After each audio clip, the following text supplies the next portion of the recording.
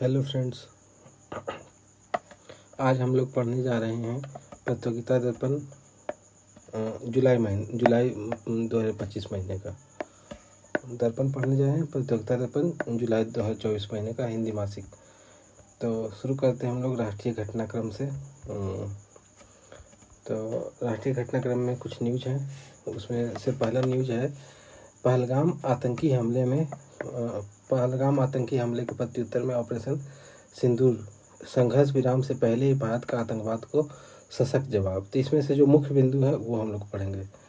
तो सशक्त जवाब में अप्रैल 25 को पहलगाम में हुए आतंकी हमले के प्रत्युत्तर में सिंधु जल संधि को स्थगित करने का घोषणा किया गया है। दूसरा, पहला न्यूज ये हो गया। दूसरा हो गया अटारी वाघा सीमा चौकी बंद करने की भी बात की गई है। तीसरा है भारत में रह रहे पाकिस्तानियों को वापस भेजा गया है वीजा रद्द करके उनको, और जो दूतावासों में राजनयिकों की संख्या में भारी कमी की गई है आदि जैसे कई कड़े कूटनीतिक कदम उठाए गए हैं। ठीक है, इसके अलावा क्या हुआ है, तो इसके अलावा पाकिस्तान के 9 आतंकी ठिकानों, कितने 9 आतंकी ठिकानों पर नियोजित सैन्य कार्रवाई की। कब की है? 6 से 7 मई को की है। 6 से 7 मई 2025 को आतंकी ठिकानों पर नियोजित सैन्य कार्रवाई भारत की तरफ से किया गया है। 6 से 7 मई की मध्य रात्रि में भारत ने तबाह कर दिया। ऑपरेशन सिंदूर नाम दिया गया था। इस सैन्य कार्रवाई के तहत पीओके, पाक अधिकृत कश्मीर के 5 पीओके के कितने, तो 5 जगहों पे बमबारी किया गया है। और पाकिस्तान के सीमा में पीओके से आगे, पीओके तो भारत का ही हिस्सा है, तो इसमें 5 स्थानों को टारगेट किया गया था। और पाकिस्तान में 4 आतंकी ठिकानों पर भारतीय सेना ने कार्रवाई की। आतंकी ठिकानों को तीनों सेनाओं के संयुक्त ऑपरेशन सिंदूर के तहत खाक में मिला दिया गया है। ये हमने देखा। 25 मिनट में 24 मिसाइलों से सटीक हमला किया गया था। देखते हैं कौन कौन से वो जगह थे। तो 9 आतंकी ठिकाने हम लोगों ने देखा। तो इसमें से पाकिस्तान के 4 सरजाल कैंप, सियाकोट कोई जगह है वहाँ पे Sarjal camp, Mehmuna Joya camp, Sialkot. Next है 2 हमने देख लिया, सरजाल कैंप, मेहमुना जोया कैंप, सियालकोट। तीसरा हो गया मुरीद के मरकज तैयबा। फिर चौथा हो गया मरकज सुभान, भीवर में हो गया। 4 हो गया, ये पाकिस्तान के सीमा में हो गया। फिर पाक अधिकृत कश्मीर में कौन कौन से हो गया? सवाई नाला कैंप, मुजफ्फराबाद नामक जगह पे, जो कि पीओके में है। दूसरा हो गया सैदना बिलाल कैंप, मुजफ्फराबाद में, सैदना बिलाल कैंप मुजफ्फराबाद में। तीसरा हो गया गुलपुर कैंप कोटली में, अब्बास कैंप कोटली में। तीसरा और चौथा हो गया अब्बास कैंप कोटली में ही 2 जगह पे हो गया। फिर बरनाला कैंप भीमबर में। तो 5 जगह इस तरह से हो गया। इस संबंध में सेना के बाद जारी योजना प्रशिक्षण एवं क्रियान्वयन, प्लान ट्रेंड एंड एग्जीक्यूटेड शीर्षक से जारी वीडियो में कहा गया कि ऑपरेशन से न्याय हुआ। तो बाद में जो सेना के द्वारा जो बयान जारी किया गया वीडियो के माध्यम से, तो उसमें उसका शीर्षक क्या था? योजना प्रशिक्षण और क्रियान्वयन। ये पूछा जा सकता है परीक्षा में। तो देख सकते हैं यहाँ पे मैप के माध्यम से भी देख सकते हैं। ऑपरेशन सिंदूर में यहाँ पे ये भारत का सीमा है। भारत का सीमा वस्तुतः ये है, ठीक है, लेकिन इतने हिस्से को पाकिस्तान के कब्जे में है अभी, इसलिए इसको पीओके बोला जाता है। तो श्रीनगर हमारा जो कश्मीर है उसका राजधानी है। और ये जो हिस्सा है, ये हिस्सा ये अपना कश्मीर का हिस्सा ही है, लेकिन पाक के अधिकार क्षेत्र में है अभी। तो यहाँ पे कुछ जगहों पे पीओके के 5 जगहों पे और पाकिस्तान के 4 जगहों पे टारगेट किया गया था। तो यहाँ पे हम लोग देख सकते हैं पीओके में कौन कौन सा जगह था, वही उन्हीं जगहों पे से दोहराया गया। सवाई नाला मुजफ्फराबाद, फिर सैदना बिलाल मुजफ्फराबाद, तो 2 हो गया मुजफ्फराबाद में, ठीक है। फिर अब्बास कोटली में नामक जगह में कोई अन्य जगह जो छोटा जगह था अब्बास, बड़ा जगह हो गया कोटली, और कोटली में ही गुलपुर, और भीमबर में बरनाला नामक स्थान पे किया गया है। तो 5 का हिसाब यहाँ पे मिल गया। और 4 और था जो कि पाकिस्तान में किया गया था, मुना जोया, मुरीद के, सरजाल और एक बहलावलपुर में किया गया। इतने सारे आतंकी ठिकानों पर भारतीय सेना ने हमला किया था। और रिपोर्ट का नाम क्या था? Plan trend and executed. Next देखते हैं हम लोग। हाँ, तो इसमें हम लोग देख सकते हैं जवाबी कार्रवाई पाकिस्तान की तरफ से भी हुई, लेकिन S-400 और एंटी ड्रोन सिस्टम, आकाश तीर, आकाश व ब्रह्मोस मिसाइलों के वजह से हमने काफ़ी अच्छा बचाव किया अपना। और लाहौर में पाकिस्तान की हवाई चेतावनी प्रणाली एवैक्स को भारतीय वायुसेना ने नष्ट कर दिया, तो काफ़ी क्षति पहुंचाई उनको। देख सकते हैं हम लोग।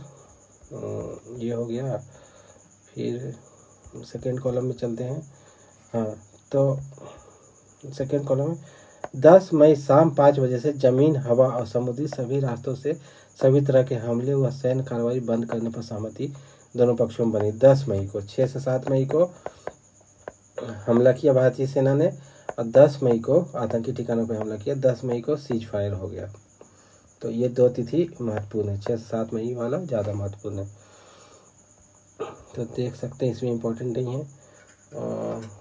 हाँ, इसको फिर से बॉक्स में दिखाया गया है समझा करके। तो पहलगाम नरसंहार से सीज फायर तक भारत ने दिया सटीक और सशक्त जवाब। पहलगाम नरसंहार 22 अप्रैल को हुआ था। कब हुआ था? 22 अप्रैल 25 को हुआ था।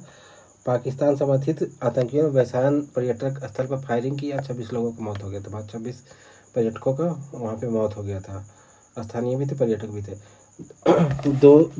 भारत ने दिया कड़ा और केंद्रित जवाब। 6 से 7 मई को ऑपरेशन सिंदूर चला। फिर 7 से 8 मई को पाकिस्तान भारत के 15 शहरों पर कार्रवाई किया, सैन्य ठिकानों पर ड्रोन और मिसाइल से हमला किया। फिर 8 मई को सुबह में लाहौर के पास पाकिस्तानी एयर डिफेंस रडार को भारतीय सेना ने ध्वस्त कर दिया। फिर 9 को गोलीबारी तेज हो गई LOC पर और 10 को सीज फायर का घोषणा हो गया शाम 5 बजे से। ये हमने देखा।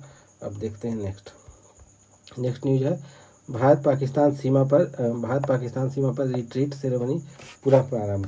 तो अटारी, हुसैनी वाला और सादकी बॉर्डर पर होने वाली रिट्रीट सेरेमनी 20 मई से पुनः प्रारंभ हो गया है। ये एक सूचना हो गया। तो अटारी कहाँ है? इसमें महत्वपूर्ण यह है कि अटारी किस जिला में है? तो अमृतसर जिला में है। ठीक है। और हुसैनी वाला फिरोजपुर जिला में है। सादकी जो है फजील्का जिला में। ये तीनों पंजाब में ही है। तो ये अलग अलग ज़िले में है, तो ये पूछा जा सकता है। नेक्स्ट देखते हैं PSLV C-61। नेक्स्ट न्यूज जो है हमारा वो है इस प्रकार से। PSLV देखते हैं इसको। PSLV C-61 के जरिए EOS-09 प्रक्षेपण का इसरो का 101वां मिशन विफल रहा। US अर्थ ऑब्जर्वेशन सैटेलाइट को US संक्षेप में लिखा जाता है, को पृथ्वी की सूर्य समकालिक ध्रुवीय कक्षा में सन सिंक्रोनस पोलर ऑर्बिट में स्थापित करने का इसरो का प्लान था, लेकिन वो विफल रहा। इसको कहाँ से लॉन्च किया गया था? श्रीहरिकोटा के सतीश धवन अंतरिक्ष केंद्र से लॉन्च किया गया था। इसरो के ध्रुवीय प्रक्षेपण यान PSLV C-61 के जरिए किया गया था। इसरो का यह 101वां मिशन था। इसमें PSLV में 4 चरण का होता है, जिसमें पहला 2 चरण तो सही काम किया था C-61 जो अभी विफल हुआ, लेकिन तीसरा चरण में कुछ तकनीकी खराबी आ गई थी। नेक्स्ट पेज पे चलते हैं हम लोग। तो देखते हैं फर्स्ट कॉलम में इसरो के अध्यक्ष अभी कौन है? वी नारायणन है। ये पूछा जा सकता है। नेक्स्ट देखते हैं PSLV C-61 के जरिए प्रक्षेपित किया गया पृथ्वी अवलोकन उपग्रह EOS-09 फरवरी 22 में प्रक्षेपित EOS-04 का ही रिपीट संस्करण था। इसका उद्देश्य क्या था? 09 का रिमोट सेंसिंग डेटा उपलब्ध कराना। इसे विशेष रूप से एंटी टेररिस्ट ऑपरेशंस, घुसपैठ व संदिग्ध गतिविधियों को पता लगाने के लिए डिजाइन किया गया था, लेकिन यह विफल हो गया फिलहाल के लिए। नेक्स्ट देखते हैं इसी कॉलम में 3 कॉलम का होता है एक पेज। तो पहला कॉलम में ही हम लोग देख रहे हैं कि PSLV C-61 का 18 मई का जो उड़ान था विफल रहा। इसके पहले पूर्व PSLV की 2 उड़ानें मिशन में नाकामयाब रही है। 93 में PSLV D-1 पहला उड़ान था, उसी में असफल हो गया था PSLV, लेकिन उसके बाद काफ़ी सफल रहा ये PSLV। फिर 2017 में भी एक बार PSLV C-39 भी असफल रहा था। ठीक है। तो 2 मौका ये था और तीसरा मौका अभी हो गया C-61 का। ठीक है। फिर है इसके अलावा एक NVS-2 करके भी एक मिशन हाल ही में फेल हुआ है, उसको भी देख लेते हैं। NVS-202 करके नाविक तंत्र के लिए था। नाविक तंत्र नौवाहन के उद्देश्य से विकसित किया गया था। GSLV-15 के जरिए इसको भेजा गया था। ये PSLV नहीं, GSLV से भेजा गया था। लेकिन जनवरी में भेजा गया था और ये नाकामयाब रहा था। इसरो के 100वें मिशन के तहत NVS-2 को भू स्थितिक कक्षा जियो स्टेशनरी ऑर्बिट में स्थापित करना था। जनवरी का न्यूज है, इसलिए इम्पोर्टेंट है। GSLV F-15 NVS-2 को भू स्थानिक स्थानांतरण कक्षा जियो सिंक्रोनस ट्रांसफर ऑर्बिट तक तो पहुंचा दिया था, किंतु इसमें लगे थ्रस्टर काम न करने के कारण इसे आगे वांछित GSO तक स्थानांतरित नहीं किया जा सका था। तो ये हो गया। फिर नेक्स्ट न्यूज देखते हैं। खेलो इंडिया गेम्स का विस्तार किया गया है। वर्ष भर के लिए खेल कैलेंडर खेल मंत्रालय के द्वारा जारी किया गया है। तो फर्स्ट कॉलम में ये कंप्लीट हो गया। अब सेकेंड कॉलम हम लोग देखते हैं। हाँ, तो खेलो इंडिया विंटर गेम्स 25 का कहाँ हुआ? जम्मू कश्मीर। 25 के लिए खेलो India winter games Jammu Kashmir और गुलमर्ग में हुआ। जबकि खेलो इंडिया पैरा गेम्स नई दिल्ली में 25 में होने का हुआ। फिर है नेक्स्ट है खेलो इंडिया यूथ गेम्स मई में बिहार में हुआ। खेलो इंडिया बीच गेम्स दीव में हुआ, घोघला बीच कोई जगह वहाँ पे। तो इस तरह से 25 के लिए खेलो India winter games Jammu Kashmir और गुलमर्ग। खेलो इंडिया पैरा गेम्स नई दिल्ली में। यूथ गेम्स खेलो इंडिया यूथ गेम्स बिहार में। खेलो इंडिया बीच गेम्स दीव में हुआ। तो काफ़ी सारा इन्फॉर्मेशन है, ठीक है। उसके अलावा नीचे देख लेते स्वदेशी और मार्शल आर्ट गेम्स तमिलनाडु और आंध्र प्रदेश में आयोजित किए जाएंगे, ये भी इम्पोर्टेंट है। नेक्स्ट देखते हैं सेकेंड कॉलम में सरिया कोर्ट्स व काजी की अदालतें आदि के फैसले भारत में कानूनी दृष्टि से बाध्यकारी नहीं होंगे, ऐसा सर्वोच्च न्यायालय का कहना है। तो देखते हैं इसमें क्या इम्पोर्टेंट है। सेकेंड कॉलम में ही देख रहे काजी की अदालत, दारुल कजा या काजियात की अदालत अथवा सरई कोर्ट आदि किसी भी नाम से पुकारे जाने वाली इन अदालतों की कोई मान्यता नहीं है, ऐसा बोला जा रहा है। नेक्स्ट देखते हैं इसी में इनका आदेश केवल तभी कानूनी तौर पर जांचा परखा जा सकता है जब प्रभावित पक्षकारों ने उस निर्णय को स्वीकार करते हुए उस पर अमल किया हो और तथा उसमें किसी अन्य कानून का उल्लंघन नहीं हो, तभी जांचा परखा जा सकता है कानूनी तौर पर। जब जो इस तरह के अदालत से काजियात या दारुल कजा अदालत से जो निर्णय दिया गया हो, तभी जांचा परखा जा सकता है कानूनी तौर पर जब प्रभावित पक्षकारों ने उस निर्णय को स्वीकार किया हो, उस पर अमल किया हो तथा उसमें किसी अन्य कानून का उल्लंघन ना होता हो। तो ठीक है, फिर देखते हैं नेक्स्ट पढ़ते हैं। 5वीं सदी की पारंपरिक शैली में निर्मित INSV कौंडिन्य भारतीय सेना में शामिल हो गया। INSV कौंडिन्य तो कब हुआ? तो 5वीं सदी का। भारतीय नौसेना ने 5वीं शताब्दी के पोतों की शैली पर आधारित एक सिली हुई पाल वाली पोत स्टिच्ड सेल शिप को नौसेना के कारवार स्थित केंद्र पर नौसेना में औपचारिक रूप से शामिल किया। कारवार कर्नाटक में है। केरल के कुशल कामगारों के द्वारा तैयार किया गया। कौंडिन्य कौन थे?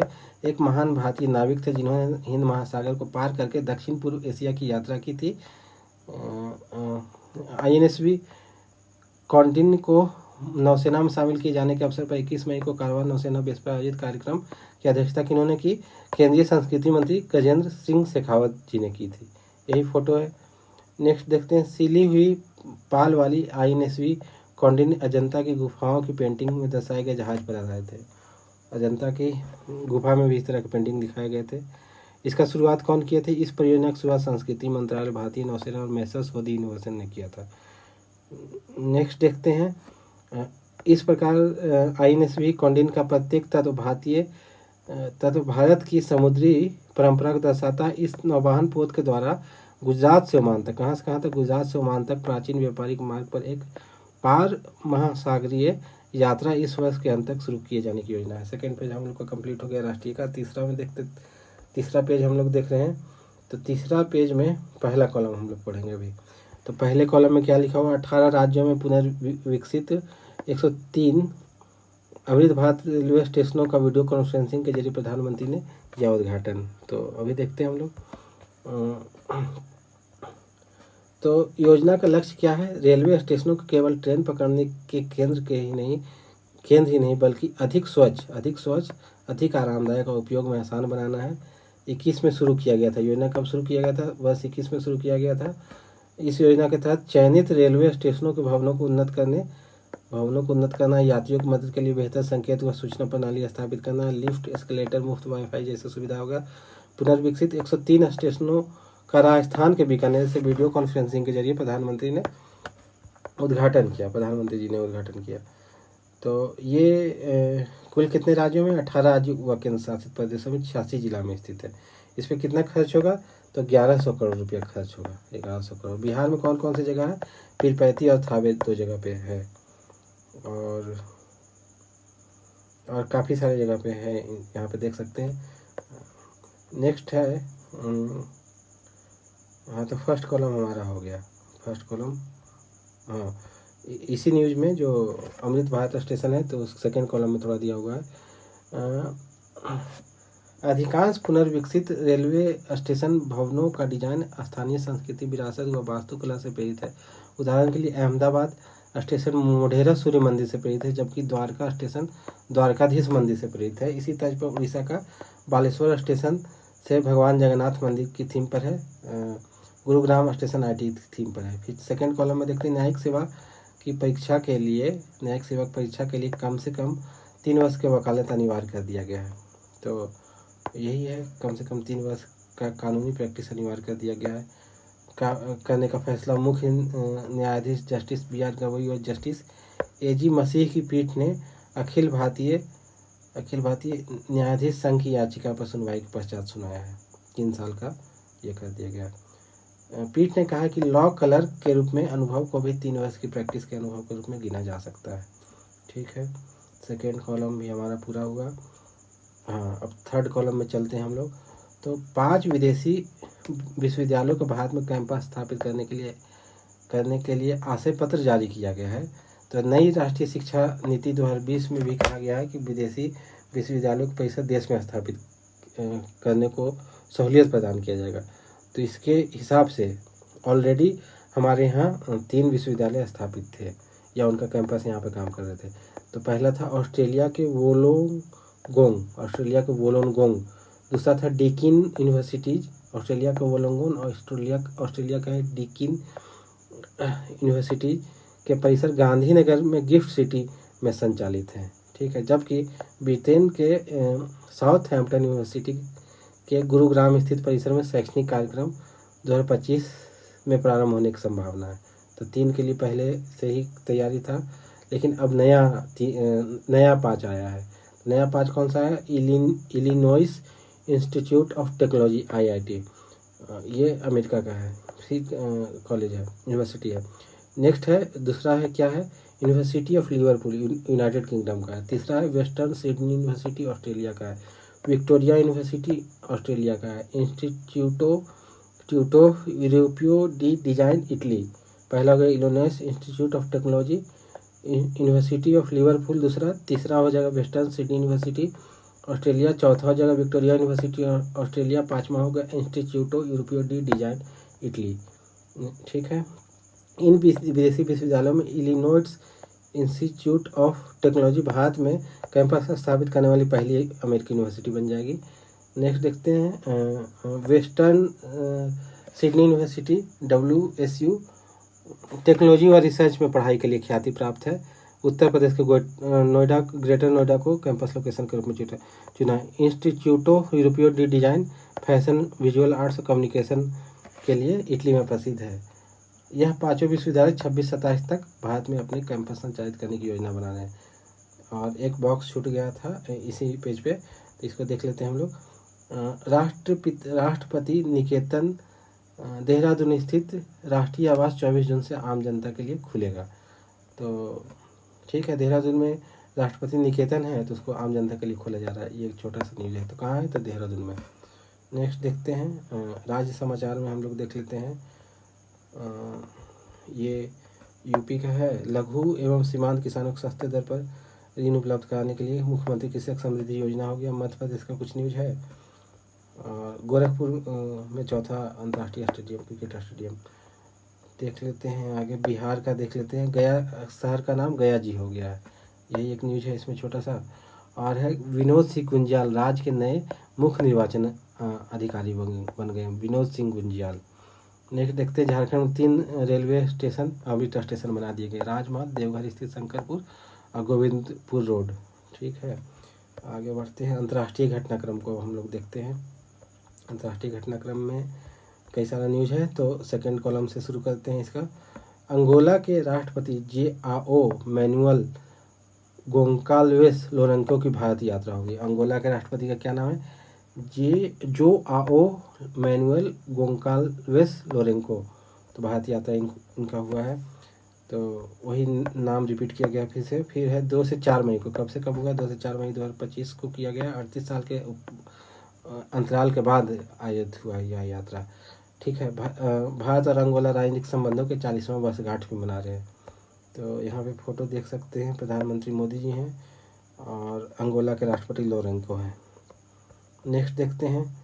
तो अंगोला पश्चिमी अफ्रीकी देश है और समुद्री रणनीति के दृष्टिकोण से तो महत्वपूर्ण है ही। इसके अलावा वहाँ पर प्राकृतिक संपदा है, विशेषतः तेल और हीरा के विशाल भंडार हैं। तो भारत अंगोला के तेल व गैस के सबसे बड़े खरीदारों में से एक है। अंगोला ने अफ्रीकी संघ की अध्यक्षता हाल ही में फरवरी 25 में ग्रहण की है। ये भी एक तथ्य है। तो सेकेंड कॉलम हो गया। थर्ड कॉलम में हम लोग चलते हैं। Second column done. अब थर्ड कॉलम में आते हैं। थर्ड कॉलम में मेहमान राष्ट्रपति ने सीमा पार आतंकवाद के मुद्दे पर भारत का समर्थन किया है। पहलगाम में 22 अप्रैल को दुर्घटना हुआ था, आतंकियों के द्वारा किया गया था। उसके हिसाब से एक स्टेटमेंट उनका ये आया। नेक्स्ट है ISA, इंडियन सोलर अलायंस, अंतर्राष्ट्रीय सौर गठबंधन से जुड़ने का निर्णय अंगोला के राष्ट्रपति ने घोषणा किया है। ISA से अंगोला भी जुड़ गया है।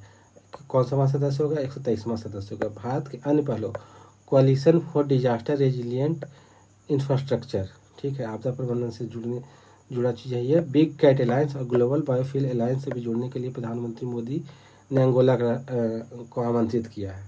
तो ये हो गया। नेक्स्ट है अंगोला की सेनाओं के आधुनिकीकरण के लिए $200 मिलियन की क्रेडिट लाइन स्वीकृति दिया गया। कितना दिया गया? $200 मिलियन का क्रेडिट लाइन मीन्स उधार दिया जाएगा इनको सेना के आधुनिकीकरण के लिए। पीपुल टू पीपुल संबंधों को मजबूत करने के लिए दोनों देशों के युवाओं के बीच यूथ एक्सचेंज प्रोग्राम शुरू करने का भी निर्णय किया गया है। नेक्स्ट है आयुर्वेद व अन्य, हाँ इसमें देख सकते हैं ये यूथ यहीं से कंटिन्यू करते हैं। द्विपक्षीय वार्ता के पश्चात आपसी सहयोग से 3 अंतर सरकारी समझौता ज्ञापनों पर हस्ताक्षर द्विपक्षीय वार्ता के पश्चात किए गए। कौन कौन समझौता? पहला, आयुर्वेद एवं अन्य परंपरागत औषधि प्रणालियों के लिए सहयोग। आयुर्वेद व अन्य परंपरागत औषधि प्रणाली है उसके लिए सहयोग। तो पूछा जा सकता है आयुर्वेद व अन्य परंपरागत औषधि प्रणालियों के लिए भारत का किसके साथ सहयोग हुआ? तो अंगोला के साथ हुआ है। कृषि क्षेत्र में सहयोग तो अंगोला के साथ 2025 से 29 के दौरान सांस्कृतिक सहयोग के लिए भी हुआ। सांस्कृतिक सहयोग 25 से 29 के दौरान अंगोला के साथ हुआ है। और 200 मिलियन का ये भी हुआ है। $200 मिलियन का अंगोला की सेना का आधुनिकीकरण के लिए क्रेडिट लाइन भारत सरकार देगी। तो इस तरह से हमने देख लिया। हाँ, भारत अंगोला व्यापार मंच को संबोधित भी उन्होंने किया, जो मेहमान राष्ट्रपति थे वो। नेक्स्ट देखते हैं। इसके अलावा 16वें वित्त आयोग के अध्यक्ष अरविंद पनगड़िया, ये अपने आप में एक न्यूज है। तो उनसे भी उनका मुलाकात हुआ। फिर सुधा मूर्ति द्वारा रचित पुस्तक Modi at 20 dreams meet delivery, तो ये इस पुस्तक का एक प्रति उनको दिया गया। तो ये भी एक प्रश्न बन सकता है, Modi at 20 dreams meet delivery किनके द्वारा रचित पुस्तक है? तो हम लोग पेज 2 का फर्स्ट कॉलम अब देख रहे हैं। ठीक है। ऑस्ट्रेलियाई आम चुनाव में लेबर पार्टी का सत्ता पर कब्जा बरकरार, एंथनी अल्बनीज पुनः प्रधानमंत्री बने। तो एंथनी अल्बनीज PM बने वहाँ का, कौन से पार्टी के? लेबर पार्टी के, ऑस्ट्रेलिया के, फिर से बन गए। तो फर्स्ट कॉलम में कुछ खास नहीं है। सेकंड कॉलम में चलते हैं। सेकंड कॉलम में इस न्यूज ऑस्ट्रेलिया का ये प्रधानमंत्री एंथनी अल्बनीज बने, इसके साथ कंप्लीट हो गया।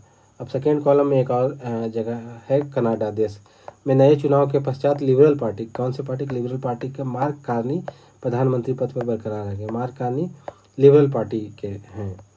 तो वहाँ के संसद को क्या कहा जाता है? हाउस ऑफ कॉमन्स बोला जाता है। प्रधानमंत्री कौन बने? मार्क कार्नी बने। कौन से पार्टी के? लिबरल पार्टी के बने। पार्टी का नाम पूछा जा सकता है। ठीक है। सिख नेता वहाँ पे कौन से हैं प्रमुख? जगमीत सिंह के नेतृत्व वाली NDP है। NDP एक पार्टी है जिसको कि पिछली बार काफ़ी 25 सीट मिला था, इस बार काफ़ी कम सीट मिला है। तो इसको देख सकते हैं। हाँ, इसको अब आगे देखते हैं। सेकेंड कॉलम कंप्लीट हो गया। अभी देखते हैं। हाँ, इस बॉक्स को हम लोग पढ़ लेते हैं। कनाडा की इन ताज़ा चुनावों में सर्वाधिक दुर्गति खालिस्तान समर्थक जगमीत सिंह की हुई है, जो न केवल स्वयं इस चुनाव में पराजित हुए बल्कि उनकी पार्टी न्यू डेमोक्रेटिक पार्टी की सीटों की संख्या 24 से घट के कितना रह गई, 7 रह गई।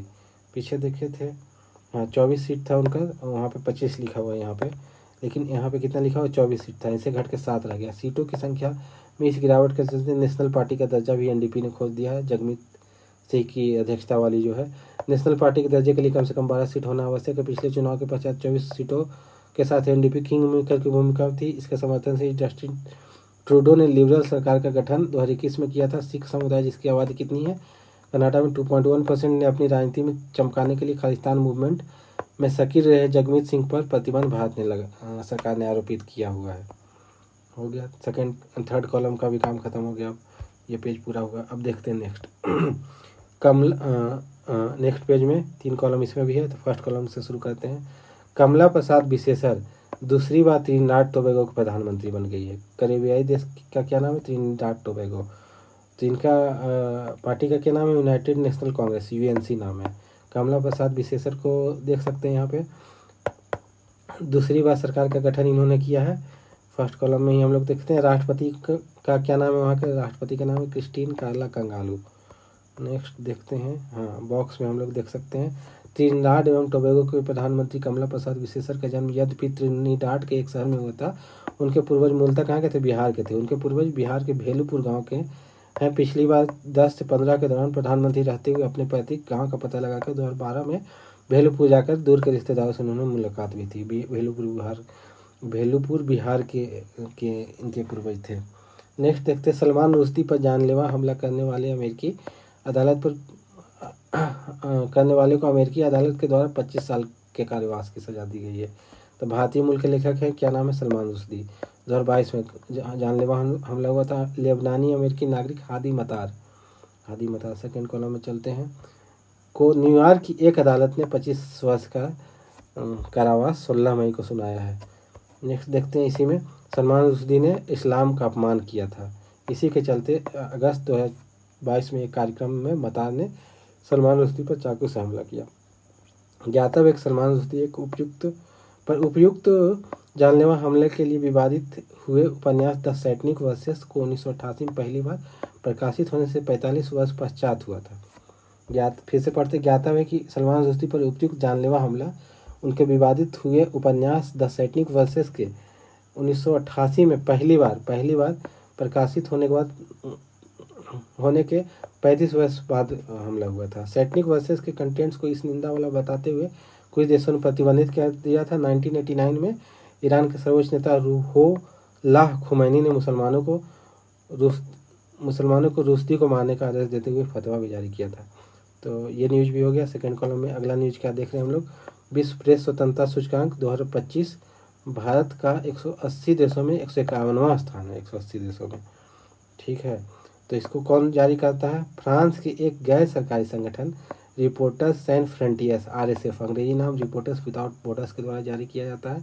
यह रिपोर्ट कब आया, 3 मई 25 को आया। 3 मई को हम लोग क्या मनाते हैं, विश्व प्रेस स्वतंत्रता दिवस मनाते हैं। भारत का स्थान 151वां है। भारत का सूचकांक 32.96 है, इसका स्कोर 32.96 है, 151वां है। ये 32.96 स्कोर के साथ इस स्थिति को अति गंभीर श्रेणी में रखा गया है, बताया गया है। भारत के पड़ोसी देशों में केवल नेपाल इस सूचकांक में 40 से अधिक स्कोर पाया। शेष सभी पड़ोसी देशों में यह स्कोर 40 से कम है, जो प्रेस की अति गंभीर स्थिति को का प्रतीक है, बताता है। नेक्स्ट देखते हैं।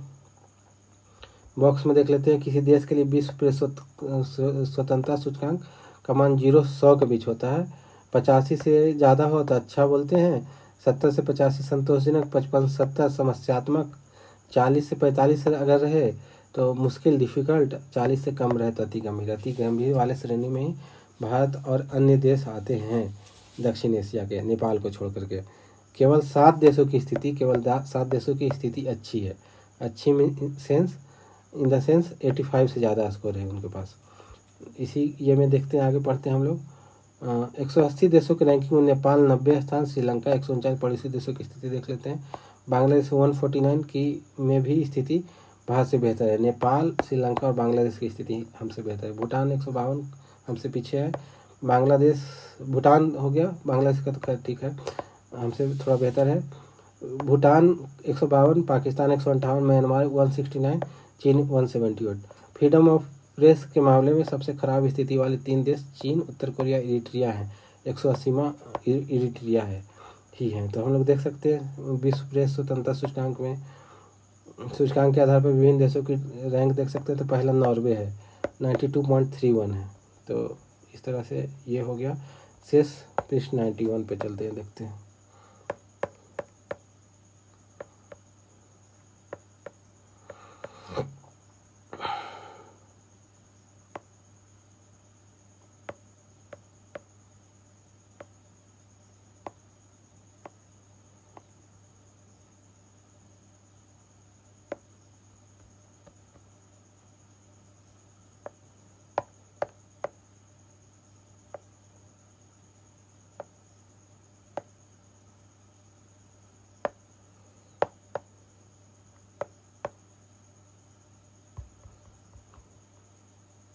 हाँ, पेज 91 आ गया।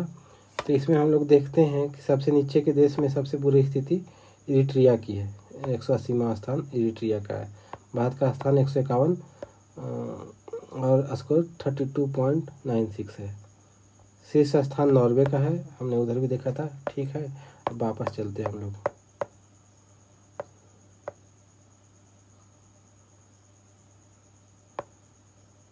तो इस तरह से राष्ट्रीय और अंतर्राष्ट्रीय हमने जुलाई माह का खत्म किया।